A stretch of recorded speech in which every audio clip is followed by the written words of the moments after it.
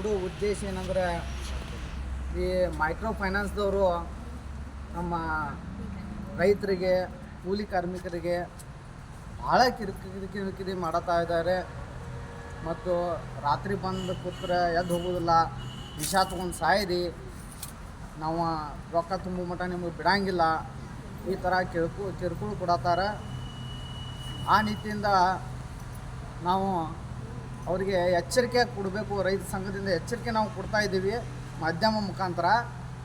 ಅವರ ಫೈನಾನ್ಸ್ ಏನು ಇರಬೇಕೋ ಏನು ಬಂದ್ ಮಾಡ್ಕೊಂಡು ಹೋಗಬೇಕು, ಅವರು ವಿಚಾರ ಮಾಡಬೇಕು. ಏನಾದರೂ ನಮ್ಮ ಕೂಲಿ ಕಾರ್ಮಿಕರಿಗೆ ರೈತ ಬಾಂಧವರಿಗೆ ಏನಾದ್ರು ಭಾಳ ಇನ್ನು ಕಿರುಕುಳ ಕೊಟ್ಟರೆ ನಾವು ಉಗ್ರವಾದ ಹೋರಾಟ ಮಾಡಿ ನಾವು ಈ ಫೈನಾನ್ಸ್ಗಳು ಬಂದ್ ಮಾಡಿ ನೀವು ಹಾದಿ ಬೀದಿಗೆ ತರಬೇಕಾಗುತ್ತದೆ. ನಿಮ್ಗೆ ಮಾಧ್ಯಮ ಮುಖಾಂತರ ನಿಮಗೆ ಎಚ್ಚರಿಕೆ ಕೊಡ್ತಾಯಿದ್ದೀನಿ. ಇಷ್ಟು ಹೇಳಿ ನನ್ನ 2 ಮಾತುಗಳನ್ನು ಮುಗಿಸ್ತೀನಿ.